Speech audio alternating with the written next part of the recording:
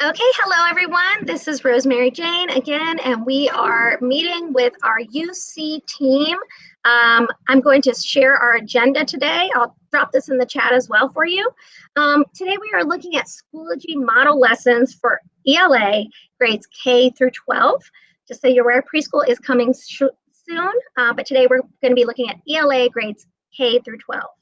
So just a quick overview of our agenda. I'll be introducing the project today, myself with Sarah Schroeder, and then we'll have brief team introductions from UC and BGSU, the lead professors there. We're going to take a walk through some model lessons. I'm going to show a first grade lesson. Sarah Schroeder will share a fourth, fifth grade lesson, and Vicki will share a seventh grade lesson. We'll show you how you can access those today. We are calling today's session a pre-release, and I'll get into some of those details in a moment. And then we'll take your questions and your feedback, and we'll end with our contact hours and closing feedback form. So with that, I'm going to get started and just share with you that during COVID-19, we were all thrust into this unprecedented experience, and many of our teachers who had been doing such an incredible job in their in-person instruction were suddenly not sure what to do. One specific teacher, Ernestine Moore at Carson Elementary, was most concerned immediately with getting in touch with her students right away. She wasn't sure how to contact all of them. There weren't working phone numbers for all of them. We expected to come back on Monday, and then we did not. So she thought she'd have a chance to reach out with them to them personally. So she had to get about the business of connecting with her students, making sure they were safe, making sure students who depended on school-based meal programs or Power Packs were able to get to the meal sites, making sure that her students were able to access the paper packets since we didn't come back that Monday. What Ernestine was facing was what became known during this period as Maslow's before Bloom's. She needed to take care of the needs of her students before she got to the learning. And I know that that was the experience of many of you teachers, most of you teachers. We needed to connect with our students. Well, through a professional network that I'm in, I met Sarah Schroeder, and we were talking one night about her students' needs to earn their professional experience hours. Now that COVID had shut everything down, how were they going to earn those as part of their undergraduate course? And my teacher's need of how can I bother focusing on online learning, and a teacher who hadn't really used Schoology much at all, when they're worried about making sure that their children are safe and that they're eating and that they have access to learning materials. So we partnered together, the fourth grade teacher, Ernestine, and a UC student, Noah, and this project sort of came to life.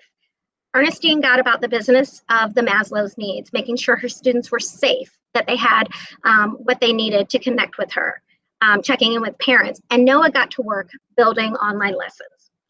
Well, the success of that happened in a relatively short time, in about a week, and then Sarah had more students who needed professional learning hours. So those students, instead of partnering up directly with the teacher, what they did was take our remote learning packets and click the wrong tab. They took our remote learning packets, the paper packets that had been designed, and they there was just 5 of them or so, and they created Schoology-based lessons on our remote learning plans. So in the, many of you may have seen the remote learning packets converted to Schoology. There was a little explanation of that project, and they went in and got about the work of converting all of those remote learning packets. Well, fast forward to where we are now, and it is my pleasure to introduce Sarah Schroeder, and she will introduce some members of her team. Sarah will explain a little more about what we are doing now in our partnership with my team, Learning Technologies team, our Office of Curriculum and Instruction. We are guiding the work by providing the content. We're focused specifically today on ELA, so we'll be looking at Wit and Wisdom and Pearson or Savas, whatever the new name is. And so I want Sarah, Sarah, could you introduce yourself, Vicki, and then I'll hold off on BGSU. We'll introduce BGSU in a moment. I'm going to stop presenting right now.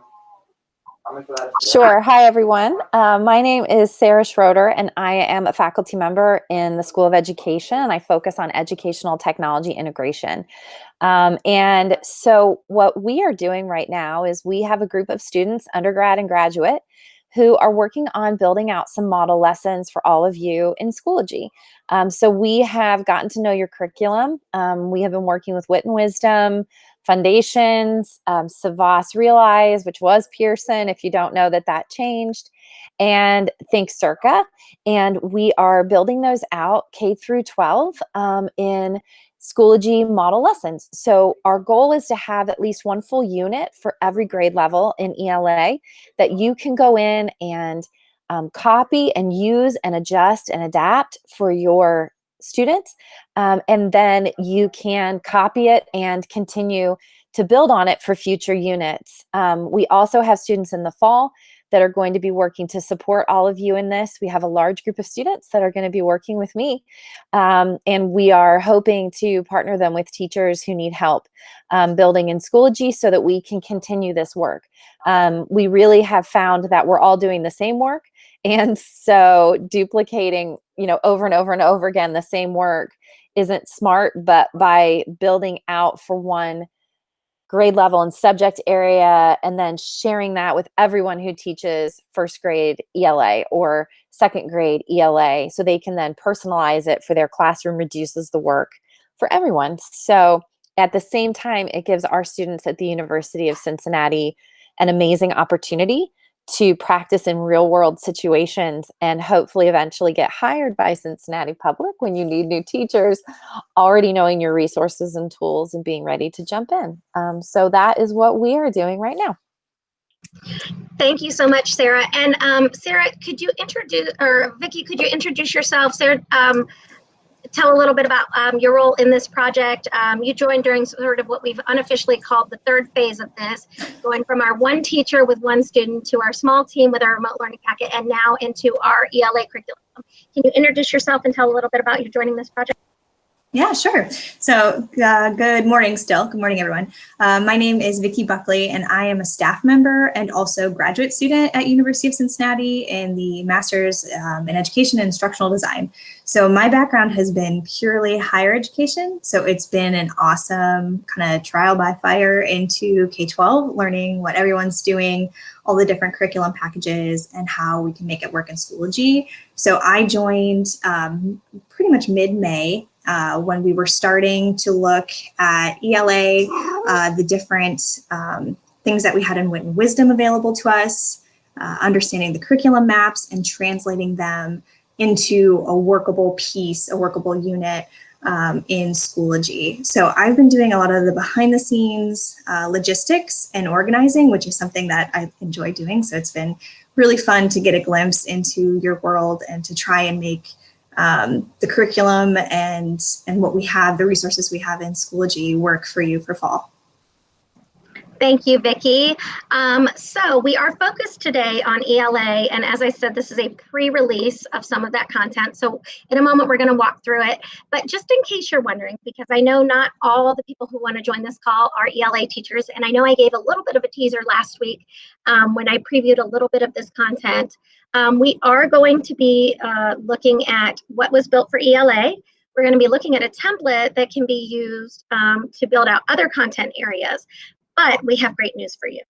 In addition to this amazing team at University of Cincinnati that has stepped up and helped us build content, we also have Professor Allison Godey from BGSU, and her team will be starting to take on the math building, and they're starting that now. So Allison, if you're comfortable, if you'd like to unmute and just introduce yourself and share a little bit about what you do in your team. Yes, I am so happy to do so, and thank you for inviting me this morning to just jump on board and witness the preview of the model lessons of the ELA content, because that is going to be such a wonderful foundation for us to work with as we move forward in another content area. So I am Allison Godey from Bowling Green State University. I'm a teaching professor in the Classroom Technology Master's Degree program and program coordinator for our master's degree students. Rosemary and Sarah and I met through a mutual friend, and we all found in common resources that we are building for teachers to use as they transition to remote learning, and recognized the mutually benefit relationship that we could generate and have teams of people working on content to help support teachers in need to put them online in either Schoology or Google Classroom or whatever LMS is being used. So in my role, we are also hosting field teachers. And I have a group of 7 teachers, half of whom are specifically math content experts. And not all come from Northwest Ohio. Some they come from around the state of Ohio, and even a couple are out of state. And so we are actually taking a very close look at the operation of the LMS, and very appreciative for the platform to be using in Schoology and the model that's been developed for the ELA. So we're early in our process. We're about 2 weeks in, and this afternoon on the update, I will introduce some team members who can make it this afternoon at 1 o'clock. So I really appreciate the time and the opportunity to work with CPS and UC on this. All right, thanks so much. So I'm going to go ahead and start presenting again and hop back to the agenda. All right, so that's a little bit of the look. As I said, this is a joint effort between my team, Learning Technologies, and Office of Curriculum and Instruction. But really, the people getting the work done is our UC team and soon to be our BGSU team. So we're going to start right now with a walkthrough on some of the model lessons, and I'm going to jump into first grade, and we're going to take a look at first grade wit and wisdom lessons converted to Schoology. Then Sarah will show us 4th or 5th or both model lessons. Vicki will look at 7th and walk you through that. And then we will get into how you can access these today. We are going to be looking for your questions and your feedback. Vicki has a feedback form that she is going to be requesting that you fill out. We'll share that as well. But this is considered a pre-release stage. So these are not officially out by our Office of Curriculum. There are still some looking over to do. We are looking to get these out and in your hands so you can look at the lessons, give us some feedback, and so that we can refine and make better, or just know that we're on the right track and continue working. So I'm going to start off by jumping into sample course. And we're not sharing access to this course. We're going to show you later how you can access the materials. So this is just a walkthrough right now. All right. You can see that there is teacher guides have been built out. We'll talk about these shortly. I'm going to leave that more to Sarah and Vicki to go over. And I'm going to go down to K-3 ELA. And I'm going to dive into first grade wit and wisdom. So there's grade K. I'm going to go into first grade. All right. Now there is an unpublished teacher resource folder. I will click into that, excuse me, that's going to actually be a Google Drive folder, my mistake. But we start off with the family guide. There is information in there, a unit overview, what your student is learning, a unit checklist, what they need, tools they will use, and what you are going to see throughout this unit. I'm going to go past the parent page and right into the content. The welcome. What you are going to see is consistency in the way that these lessons are built and designed. Sarah will talk a little bit more in detail about that, but intentionality was given around the text types, headings, subheadings, the colors used consistently, and even the icons. Videos that are referenced are embedded in Schoology so that nobody has to go out to a third-party source. And so these lessons were designed very intentionally. Sarah, when you share, I would love for you to share a little bit more about your role as your focus on instructional design and what your students are actually learning in their field hours. So if you take a look at this, the embedded video is asking that essential question or that welcoming question, how do books change lives around the world? And students will watch this video, and then they've got to think about, and they've got some prompts that they can think about. So this is understood that it's under the guidance of a caring teacher or family member.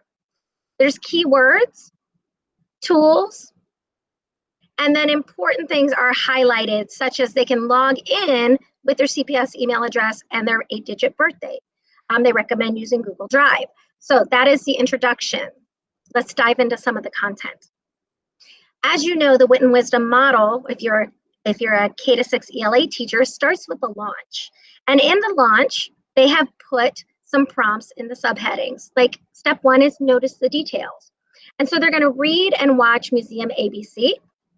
Step 2, define your listening goals. Some things you'll notice about the first grade lessons versus when Vicki shares the 7th, the fonts have all been bumped up so they are more readable for our young learners. They'll watch another embedded video, and then we get into some of these icons that you'll see throughout that are consistent across K-12. Check your answer. There is a link that they can click on, and it takes them to an answer check. So they could do that with the guidance of a teacher or a caring parent at home, parent or family member. There's a talk with a classmate section. So as you know, Wit and Wisdom launch, then we get into the learn. Tomas and the library lady. Now, you will notice one thing throughout all of these lessons. In addition to the blue headings, the green subheadings, anything that is blue highlighted is a prompt for a teacher to make edits. So teachers, as you pull these over and you need to start customizing, the blue highlights are going to be your spot where you put in your custom information.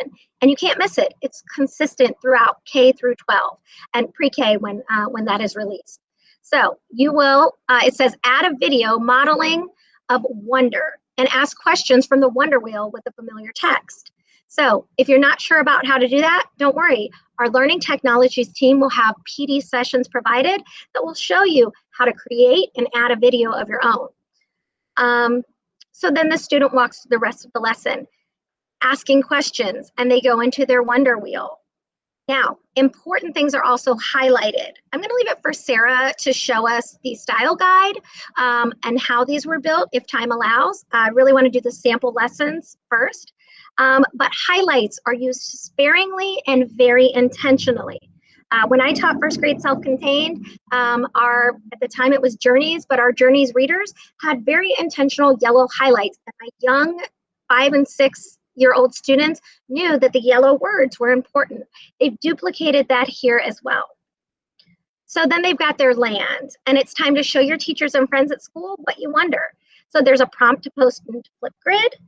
And then there is information for the teachers right here, including a link directly to Flipgrid. So you don't have to wonder, what should I edit? Just look for those blue highlights. And then, of course, in Wit and Wisdom, the wrap. Now it's time to read, go to Epic Books, and then so there will be login information needed. We know that we're accessing our Epic Books through Clever right now. That will be also a training opportunity that my team, Learning Technologies, can show you. Moving on to the next. Oh, I clicked too quick. Lesson 1, noticing and wondering. You will add to the title, please complete by date, if you have a due date on that. And then it gets into some more like, what do I notice when I see something? So let me go back real quick. All right. So notice and wondering, identifying characters is lesson 2. And we'll get into what is going to be shared with you in this pre-release. But as you can see, the Wit and Wisdom components are all there. The launch, the learn, the land, and the wrap.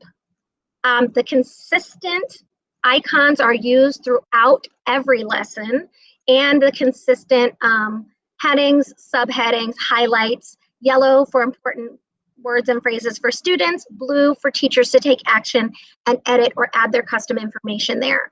So that's sort of a walk through the setup of a first grade Wit and Wisdom lesson. And so now I'm going to turn it over to my friend and new colleague, Sarah, to take us into the 4th and 5th grade. And Sarah, I'm going to stop sharing to make it easier for you to share. And actually, we switched on you, so Vicki is going to talk about the 5th grade. That's all right. Okay, I'll change that in the agenda. All right, so I'm gonna there. Okay.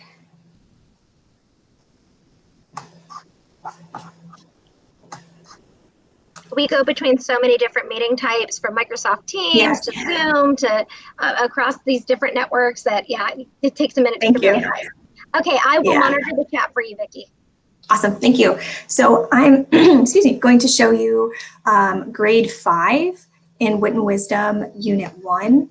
So one thing that you'll notice that we switched at grade 4, since those students developmentally are maybe a little bit more advanced and there's more content, we switched the structure. So where the younger grades, it was all kind of contained in one page. We have a unit is a folder, and then we also have that the lessons are a folder. So there's a little bit more embedding that's going on when we get to the upper grades.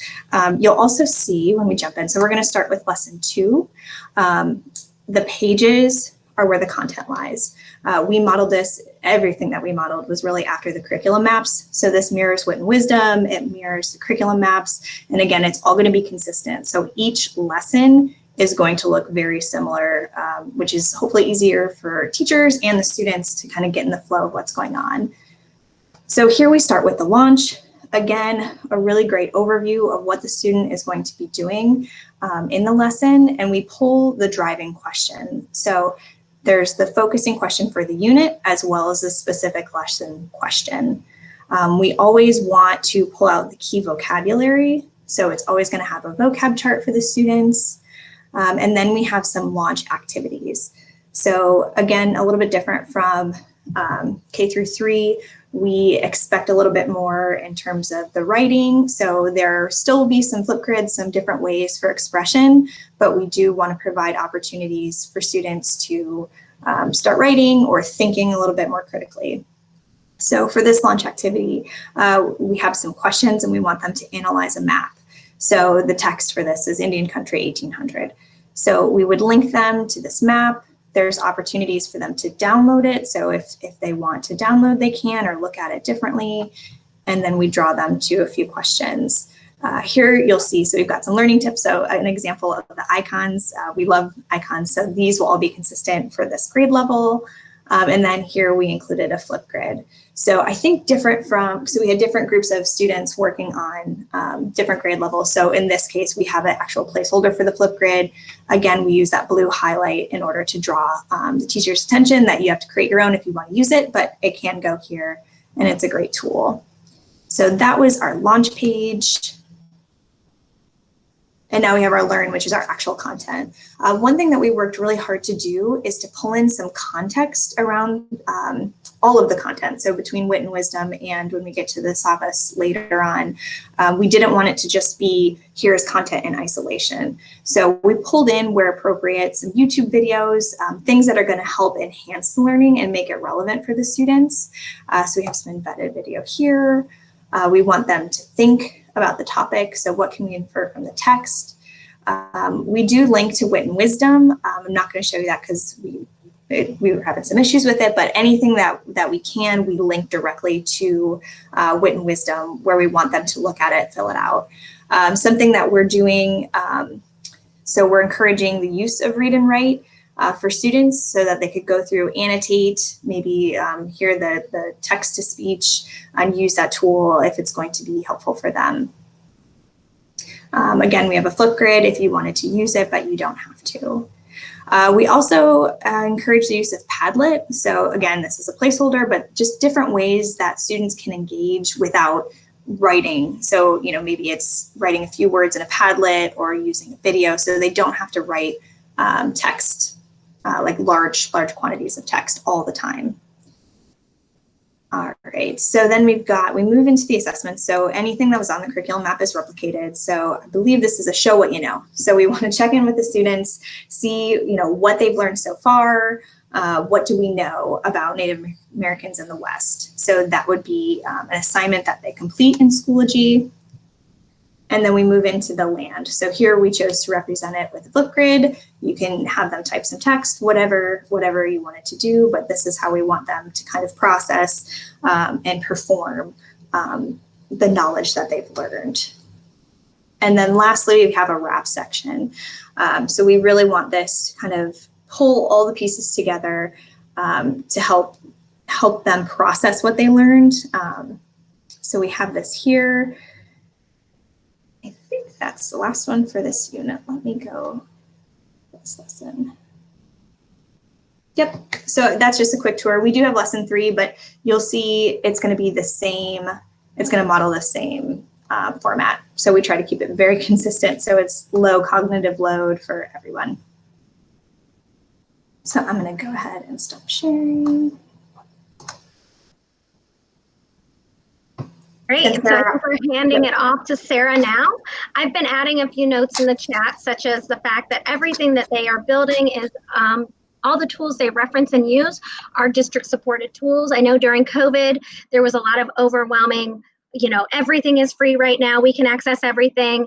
And UC has been very intentional in making sure that they not only follow our curriculum maps and guides, but also that they are only using our district approved software. And when they do, they put in instructions for how to use that. So, okay, keep it going, Sarah. This is awesome. All right, excellent. Can you see my screen okay? Yes, I can see your screen. Excellent. So this is grade 7, and like Vicki mentioned. No. Sarah, 1 second.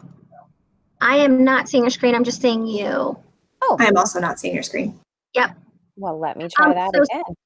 Yeah, if you could unpresent and just when you present, make sure you click entire screen. I did. That is the confusing part. Elizabeth, please put that. Mom, it ain't easy.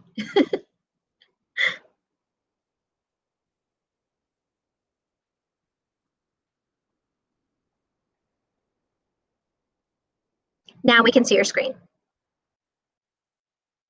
Okay. Okay.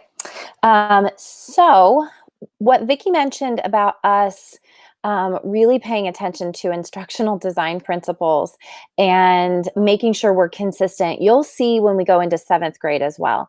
You'll also see that we have, again, kind of stepped it up a notch developmentally for our middle and high school students. So in the grade 7, when we go through 7 through 12, you're going to see there will be a unit introduction in the Savas resources, formerly Pearson, now Savas. You'll see there's a launch text. So this is module 1 always will be the launch text.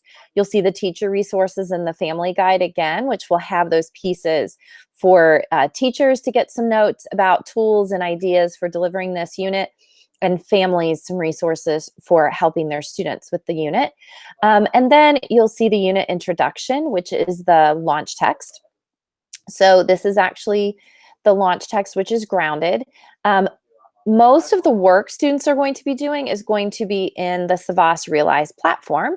So what we're trying to show you is how to integrate this very robust curriculum platform that also has some assessment pieces into Schoology, so that Schoology is really your home base, your hub, and where everything launches from.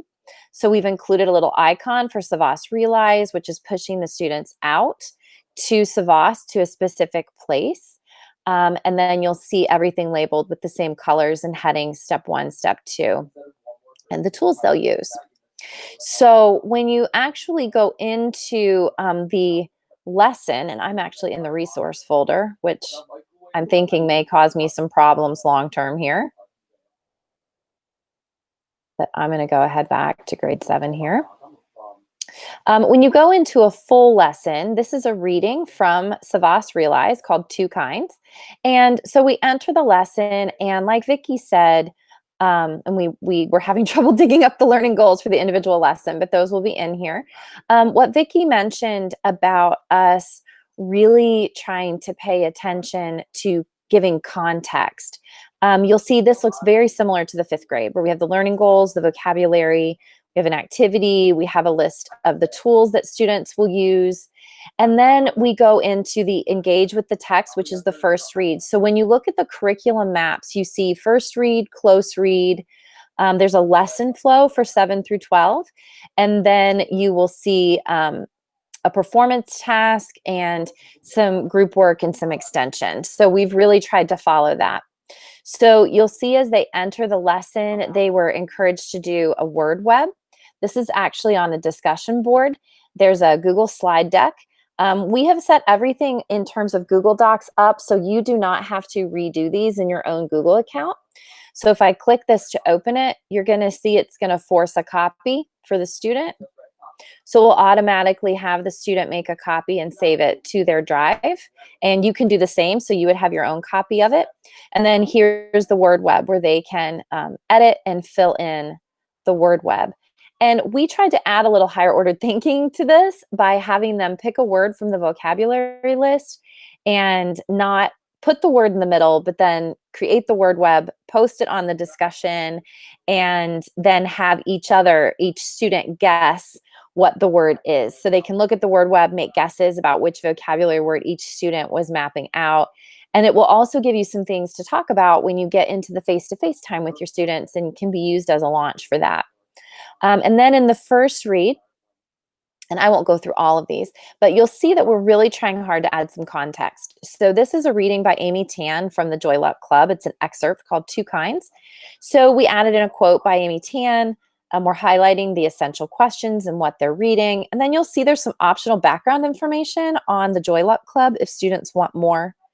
We're also trying to really add in some cultural connections for the students and to give a range of content and contexts and activities. So this is very much from a universal design for learning principle, where we're using icons to reinforce key sections, where we're using video to reinforce the readings, help add engagement by connecting it to the students' lives. And this is a spoken word poetry piece by Sarah Kay that talks about if she should have a daughter, these would be the dreams she would have for her, which relates directly to the theme of generations and this particular reading, which is a mother's dreams for her daughter. Then we have a little discuss. You'll notice that some activities are not meant to be submitted. That's on purpose. We don't grade everything our students do in our classroom. You don't have to grade everything in the online or blended environment either. So this might be a great in-class activity, or you could push it out to an online activity. And then you'll see the first read of Two Kinds. We push them to Savvis. And you'll see these are the assignments they will be doing inside of Savvis Realize. So we don't want to recreate the assignments in Schoology. We want to collect that data in Savvis Realize. So all the teacher has to do is go to Savvis and assign these tasks to their students. When the student hits the Realize button, it will take them straight there, and they can complete them right there in Savvis Realize. It will look very similar as you go down this particular lesson, but you'll see because this is a higher grade level, we have more reading checks. This is actually a check in Realize. So again, we don't want to recreate it in Schoology. We just want to push them out to Realize to take the reading check. And then you'll see a close read, which again will have some additional context. So we pulled in a video by Asian immigrants talking about their childhood dreams with their children. It's a very moving video, and will help them connect to what their adults in their lives' dreams may be for them. And then we also included some instructions on how to use the Savvis Realize platform to annotate your text, and some additional activities in Savvis that they need to complete. So hopefully this gives you a good idea of how you can integrate the Pearson text into Schoology, or the Savvis text into Schoology, in a way that gives it context and flow and structure, and a range of resources and challenges, but you are still hubbing everything or putting everything in Schoology as a home base. We also have these evidence logs throughout that we want them to fill out. We've created these in a Google Doc, so the students can create a Google folder for their evidence logs, and they can save them in there. We have some quick writes, and then we have the selection text directly from Realize. And then you'll see the performance task. So you can see this is a lot longer. This particular lesson is a 6-week lesson, I think, or 6-day lesson. I'm trying to remember now. I think I might have made a misspoken there when I said 6-week, 6-day lesson. You'll see our icons again, highlights of what they have to do, and a performance task for them to do the writing that is posted in the curriculum map, but now it is in Schoology for you. So that is what we have created for 7th grade, and the high school pieces will look very similar, the rest of the grade levels. This was a monologue activity, and again, to connect it to the students' worlds, we tell them to think about their favorite movie and search the web for a monologue from that movie. Can't find a monologue? Here's a great one from Hidden Figures that you can watch. So we're really trying to give students an experience of connecting it to their likes, their interests, their families, their communities, their experiences. And that is one of the goals of pushing this into Schoology. Rosemary, you have any questions? So we had a few questions, but they're not anything we can't answer. Sarah, if you could continue sharing your screen. Oops. And maybe in a 1 to 2 minute, yeah, oh, or I can share, but I mean, I think it'd be easier for you to share. Continue sharing your screen because I'd like you to show them really quickly the style guides that were used and just give like a 1 or 2 minute overview of not only that intentionality that I spoke of in the headings, the highlights, also the icons. And we had a question in the chat about, can we use these icons? We want to show them how they can access if they are extending, building, or doing their own versions of this, how they can just copy those over. Yes, absolutely. Let me share my screen again. While you were talking, I was loading up the page so that they didn't have to watch me fumble through it. All right, here we go. So yes, all of these icons are icons that we actually pulled from a site called Flaticon, which is copyright free, fee free. So they're all open source. So we actually have a Google Drive folder where all of these icons live that Rosemary has access to, and she can share this in the resources as well in Schoology so that you can access those if you would like.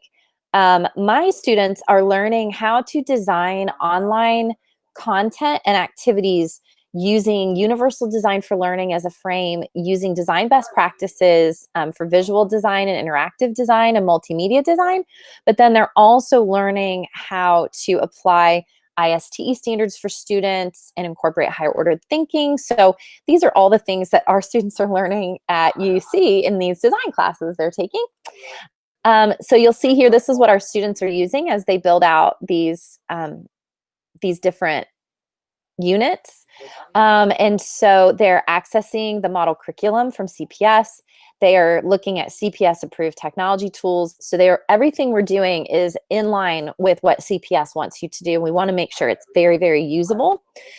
So you'll see here in step 2, we ask the students to go through style guides before they get started. So we have standard icons and colors. So our headings are all using the heading setting. And we do this, I'm going to go into the edit screen just so you can see. We do this and use this drop down of heading 1 and heading 2. 1, because it's more accessible for students who are using screen readers or any kind of assistive technology. But 2, it just creates consistency across the board. So all of our heading 1s are this heading 1. All of our heading 2s are heading 2. We put in the hex number for the color, but you can also just go to the color here, and we always use this middle green and the top blue. We have all the notes to teachers highlighted in a teal color and all the notes to students or key highlights in yellow. And then down below, you'll see the icons. This is only a small set. We have a much larger set in a Google Drive folder, again, that Rosemary can put into the resources in Schoology for you. And then we also are building out checklists, both for our students to go through and for you to go through for your own classes if you want to check and see in terms of consistency and if you've included everything. So once we have all of these finalized, we keep changing them as we build because we realize there's new things we need to be paying attention to. But this will all be shared with teachers as resources for building in Schoology. And then you'll see a style guides and tips document here, which is actually a Google Doc. And this is much more detailed in terms of what settings do we want on quizzes when we build them, with some screenshots, what kinds of feedback should we be putting in, what should our text boxes always include. So there's just a lot more detail in there. So Rosemary has access to all of those, and we will be, again, sharing all of those with you. So you have those same resources as you build out in Schoology. Rosemary, was there something else you wanted me to share? No, that's perfect. Thanks. You can stop sharing. That's great. Just want to let you know, I have access to this. All of our learning technologies team and all of our Office of Curriculum and Instruction have this. I have the pleasure and the privilege to serve as the connector between these teams. So yes, I am adding the content, and now I'm going to walk you through that next point on the agenda that I know you're dying to get to, which is the how you can access these today. So we're starting with how you can access the content. So not just the 3 grade levels that we showcased just now, but how you can access across pre-K to 12, or excuse me, K to 12. Pre-K is coming soon. It's not ready for pre-release yet. So let's go into that first, and then we'll get into questions and feedback. It's my goal to be done with my part of the access by 10 till, so we can have 10 minutes for closing and feedback. So let's see if we can do that. All right, when you log into Schoology, I'm now going into how you access these, how you can pull them right over into your sandbox courses, or pull this material right over and start exploring, customizing, and playing around with it. So when you are in Schoology, if you pay attention to the top where your name is by the drop down, click the drop down by your name, and you'll notice that the underneath your profile, it says the name of your school. Mine says Cincinnati Public Schools, but let's just pretend for a minute that mine had said Dater Montessori. So I'd land here on this Dater page, but what you just need to do is click on Cincinnati Public Schools. That is our district page. So we don't publish too much stuff to this page because it goes out to all staff, students, and connected parents. So we're sparing when we post to here. We may see an increase as Schoology is used more and more, but this is our district level page. Okay. In this page, there is a resource tab. It is on the far left. It is called resources. And I am showing you 2 ways to get to this. But in the Cincinnati Public Schools resources, I have added a folder, and I did it during this session. I didn't want to add it prior. I wanted you to have that context behind this folder. I've added the pre-release UC model lessons, ELA K-12. And even with the note on the folder that the items in this folder were added for pre-release for teachers to practice using and offer feedback, which I have hyperlinked to the form that Vicki created for you, to offer feedback to the University of Cincinnati teams building this sample content. And this is specific feedback for the ELA, for UC, but our BGSU team will have access to this feedback as well, so that as they begin building, everything can be aligned with what our goals are as a district and the feedback we're receiving. So note that this is a pre-release for practice use and feedback only. The final versions will be released by our Office of Curriculum and Instruction team. So I just want to keep that very clear that this is considered a pre-release of content. All right, if you click on that folder, you can go into the folder specific to your grade level and content. I saw that Teresa made comments about the 7th grade web or some tool was something she would want to use, but she's a K to 6.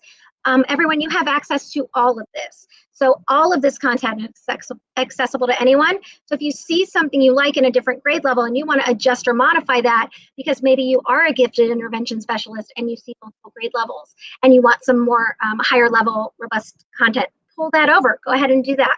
If you are an early learning grade, but maybe you're Montessori, I work with a lot of our Montessori teachers, and so you need 1st and 2nd grade Wit and Wisdom content. All you do is select the folder that you want. And then the one that I gave the example of, that's what I'll go to. 1st grade Wit and Wisdom, Unit 1. You could decide right here that I want to pull the whole content over to my course. So I can either click on this gear here and add it to my course, or I can copy it to my own personal resources. It does not need to go into a course. So again, it's either the gear over here, possibly the edit button. I always forget when I'm presenting this if I have the edit button or everybody does. You definitely have the gear, and you can add it to your course or copy it to, or you have this button up here. I'm blanking on which one you have, if not both. So again, you either add it to your course. If you have a sandbox course, I'd add it there. And so I'm going to show that now. I'm going to add to my course. I'm going to add it to my sample course. Ignore the number of courses I'm in. It's crazy amount. There it is, my sample course. And then I'm going to say, yep, I want every item in that folder, and I'm going to import that. That's going to send it over to my course. I'm going to also show you what you could do is copy it too, and you can add it to your own resource collection. So you would just scroll up and click home. That's your home resource collection. If you've done organizing in there, which I hope you have because it can quickly get out of control, I might want to add it to my remote learning folder and copy it. Now, I added those in my resources. We have training guides on how to do all of this as well. Hey, Rosemary. Yes. So I think you are the only one that has that edit button at the top. Okay, so it's the gear to the right. But you can use the gear to the right also to copy or save to your resources. So if you save everything to your resources, then when you go to add materials in the top left, you can find resources or import from resources. So resources is a great I was place. ready to show that in our course. Yeah. Okay, thanks so much. Yeah, and it's the gear then. Sorry, guys. So in my resources, I did add it to the remote learning folder I have. And so you'll see that the whole folder came over. You do not have to pull the whole folder. If you wanted to just sort of cherry pick from these lessons, you could go in to the resources and you could drill all the way in, like maybe instead of the entire grade 1, I just want to pull over lesson 1. And that's all I want to add right now. So I could add that to my course or copy it to my resources. And I do want to show you from within a course how you can do this. I'm going to go into my sample course. This is a little bit more direct. It's my preferred way of getting to it. In any course that I have, actually, sorry, I'm going to put it in this other course. Oh, goodness gracious. There it is. All right. So I'm going to put it in this folder, my sample course materials. I want to add that here. And I want to add it to my students folder. So I'm just showing how you could organize your course. You don't have to do all those steps. But when you're in your course, just click on Add Materials. And you're going to go all the way to the bottom to Import from Resources. When you import from resources, it does pull up your personal resources. You can collapse that. Oh, excuse me, we're not going there. You go to Group. So Import from Resources, Group on the far left. In Group, you can collapse the group resources. These items collapse. You are going to go under School Resources and scroll down until you get to Cincinnati Public Schools. So since that was a little choppy, I'll start from the beginning. Add Materials. Bottom option, Import from Resources. Left side, Group. And yes, we have guides and videos on how to do this. And then you are going to go to School Resources, click on Cincinnati Public Schools, and you want to go into those pre-release models. And again, you can pull over as much as you want. You can pull over all of K-3, or you can drill into a specific grade level and pull even a specific lesson or all the content from that lesson. So you can cherry pick, you can pull over anything that you want, and then you just click on the import button at the bottom. It's going to just verify for you that yes, you do want to import them all. I click import. And then you will see that in my practice course, I imported the whole folder. And so now I can go through and I can begin to edit. Let me show you this right away. I'll go into lesson 1, Notice and Wondering. And right here, I can go into edit page in the gear. Let me back up and show you that outside of it as well. Notice and Wondering, I can go to the gear to the far right, click edit, and this is how I begin to make my custom changes to this content. Bear in mind, it can take a moment to load. A little trick I found is if I click right there on paragraph, it suddenly appears. That doesn't always work, but most of the time it works. And then so first thing I'm going to do as a teacher is scroll and look for those blue highlights and get to work on that. I will also note that when you pull it over, right now you would only have a sandbox course available because we are in rollover. If you don't have a sandbox course, you should request one from our form. I will drop that in at the end. I don't want to waste time navigating to that. But that is how you access these today. So we're opening this up now for the end, through the end for your questions and feedback. I do want to point out that as you participate in this, we'd like you to click on that feedback form. I also did link it in the resources themselves on the folder. So you can't miss it. Right on the resources collection, I have put a link to that feedback form. So you won't have to hunt and find it. You just indicate the grade level, the subject, the unit, and the lesson. And then you'll give your feedback on that lesson. Vicki, do you have anything you want to add to the feedback form? Or can we open up for questions? No, we can open up for questions. Awesome. All right, so at this time, we can either do questions. It looks like Teresa said, will the word unit or module be used? Sarah, could you clarify on that? Yes, I absolutely can. This was quite a point of debate as we built these.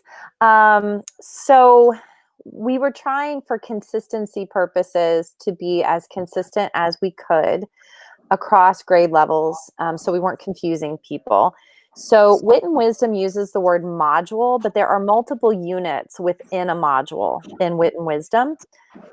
In Schoology, we as instructional designers traditionally call a folder a module. So we were getting our terms all mixed up.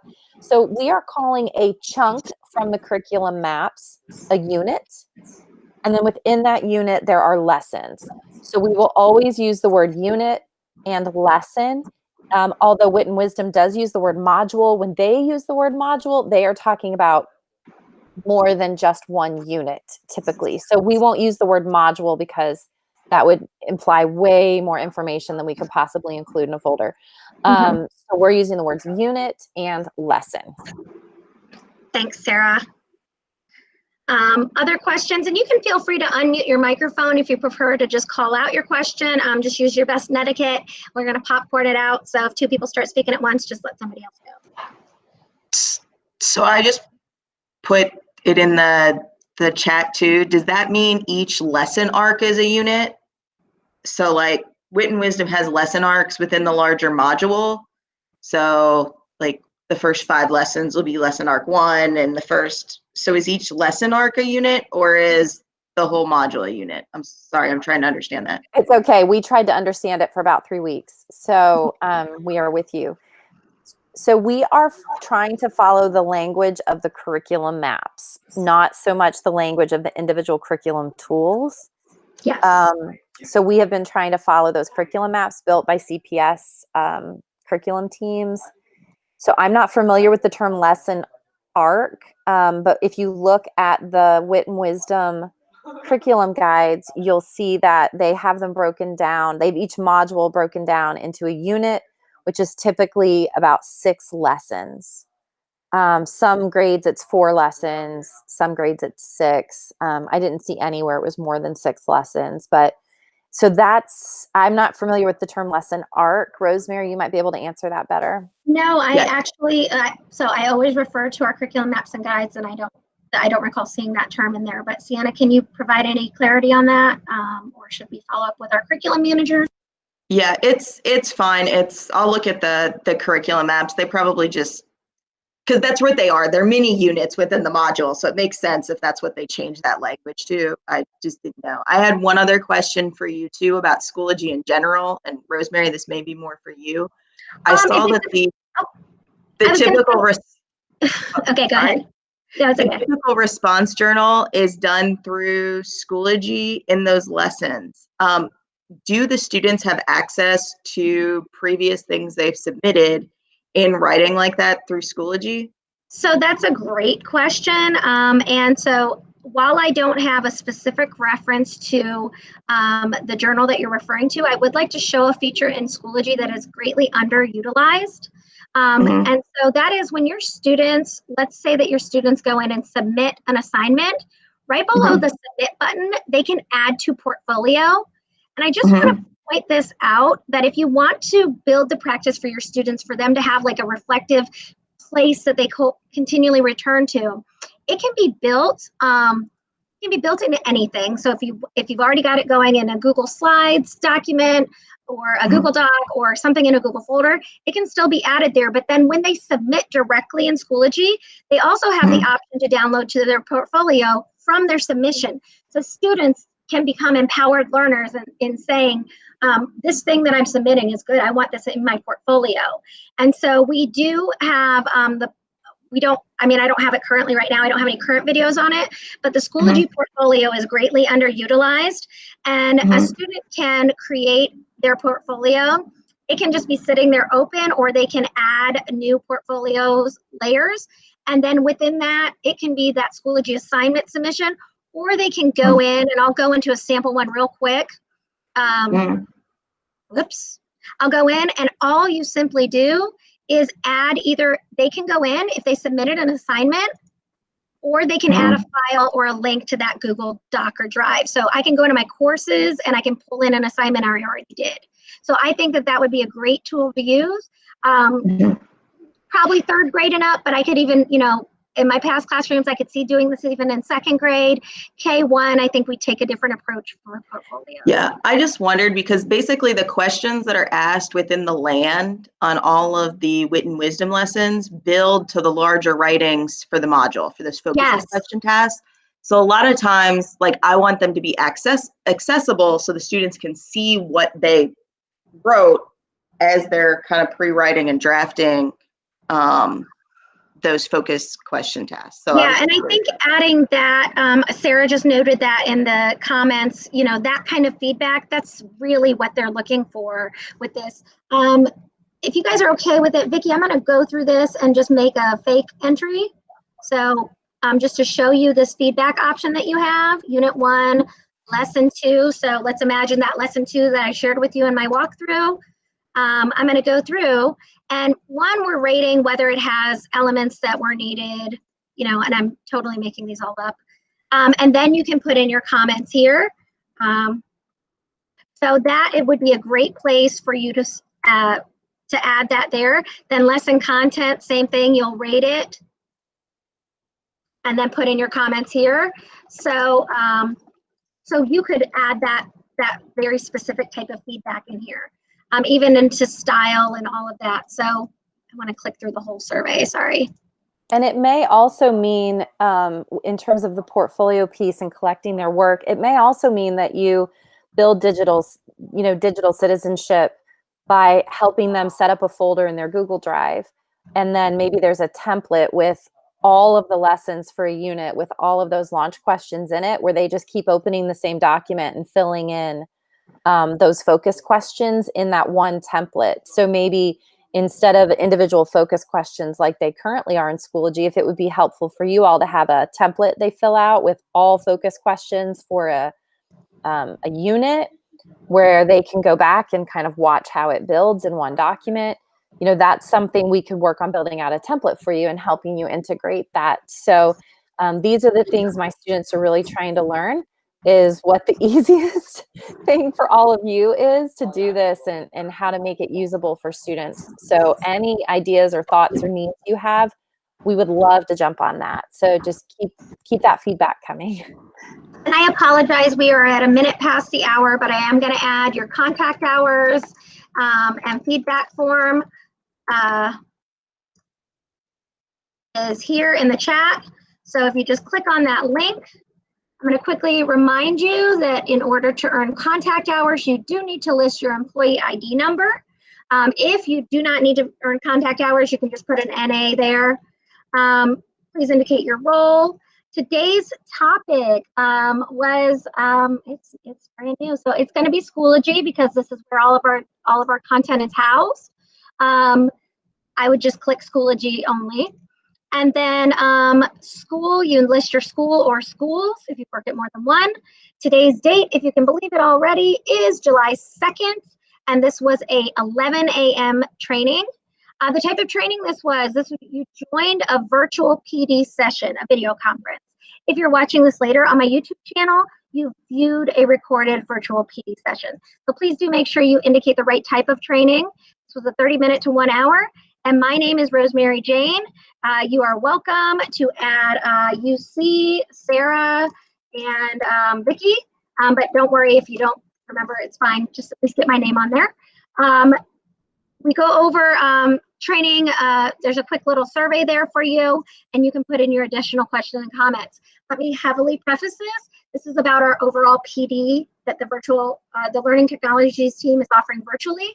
If you have additional questions and comments about this project, we want our UC partners to get that feedback.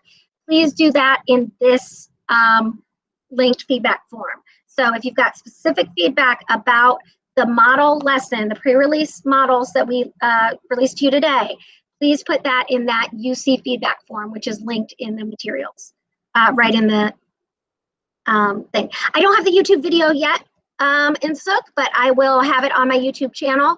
I can put my YouTube channel link there. It will appear on my playlists.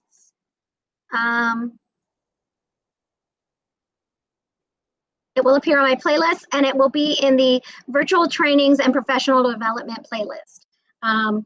Please give me some time to get that processed. It take a little bit longer than you might imagine. So Rosemary's YouTube channel. All right. Well, folks, that is all we have for you today. Thank you so much for joining our session. It has been such an honor and privilege to work with our amazing higher education community partners, University of Cincinnati. We are thrilled to be welcoming in BGSU to do our math model curriculum building. This has been such an extraordinary time in a history of education, but it's also been an amazing partnership that has formed. We are really united pre-K through higher ed and professional learning. So thanks for your time today. Please CPS, don't forget to fill out your contact hours and feedback form. Access those materials. This recording will be uploaded by the end of the day today. Bear with me, it might be tomorrow. And so if there's not any other closing remarks, I'm going to end the recording.